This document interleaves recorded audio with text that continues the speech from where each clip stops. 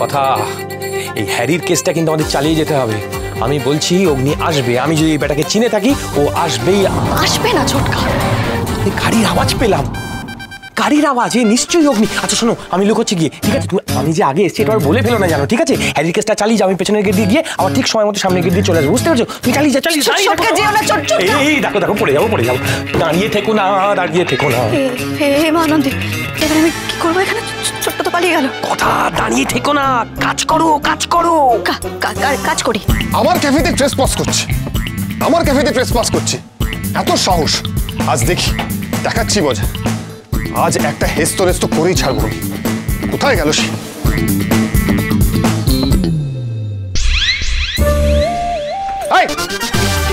দুদিন এসেছে কি আসেনি? হ্যাঁ, আমার ক্যাফের 12টা বাজিয়ে রেখে দিয়েছে। ননসেন্স একেবারে। এসেই হুম্বিতম্বি শুরু হয়ে গেল। ওদিকে গেল কেন? নিশ্চয়ই ওদিকে আছে।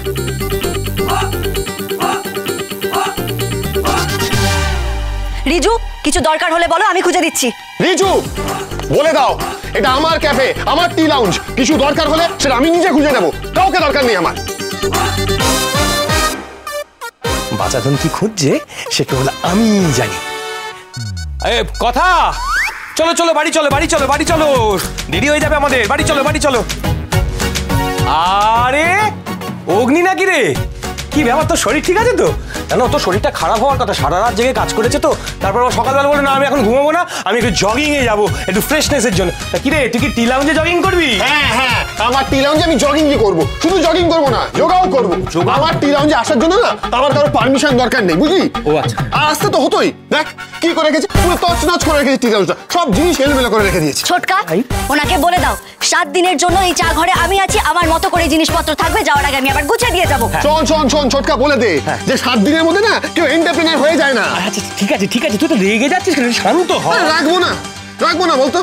আমাকে না জিজ্ঞেস করে আমার ক্যাফের মেনুতে, আমার টি লাউঞ্জের মেনুতে নতুন করে একটা দুম করে কি হার্বাল কফি লঞ্চ করে দিয়েছে। হ্যাঁ কি রে, নাকি খেজুরের বীজ? দেখাচ্ছি দেখাচ্ছি।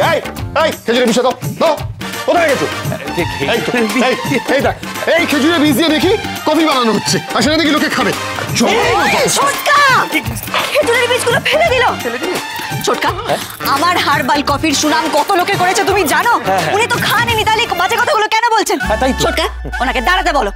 এই দাঁড়া। হ্যাঁ, আমি দাঁড়াবো না বসবো সেটা কি অন্য লোকে ঠিক করে দেবে দেখি? না না না দাদা, তা কেন? তুই রেগে যাচ্ছিস কেন? তুই শান্ত হ। আমি যে তোকে খেয়ে দেখ না, কোনো দরকার নেই, আমার যথেষ্ট জানা আছে।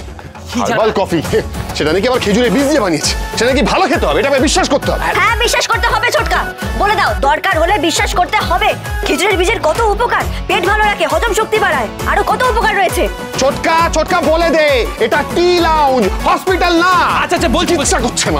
এই কথা, এটা কিন্তু হসপিটাল না, এটা কিন্তু টি লাউঞ্জ, এটা কিন্তু তোমার মাথায় রাখতে হবে, ঠিক আছে? একবার খেয়ে দেখবি? আমি বলছি না না, বললাম তো আমি খাবো না। ছোটকা, খেয়ে দেখতে বলো। এই খেয়ে দেখ না প্লিজ। খেয়ে দেখতে বলো ছোটকা। বললাম তো খাবো না আমি এটা। ছোটকা, খাচ্ছি তো। বাহ, বেশ ভালো খেতে তো, কিন্তু এখন বলা যাবে না, টপিক ঘুরে যাবে। কিরে বল না, বল কেমন খেতে, একটু বল, এবার তো বল কেমন হয়েছে খেতে। কথা সোম থেকে রবি প্রতিদিন সন্ধ্যে 7টায় স্টার জলসায় ও ডিজনি প্লাস হটস্টারে।